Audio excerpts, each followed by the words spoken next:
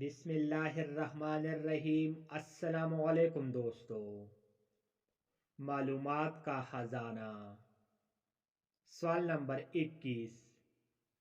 علم الاقتصاد کس کی پہلی نثری کتاب ہے؟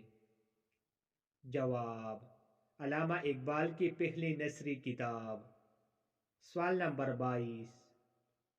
اردو کا عمر خیام، ریاض خیر آبادی۔ سوال نمبر 23۔ اردو کا شیکسپیئر، آغا حاشر کشمیری۔ سوال نمبر 24۔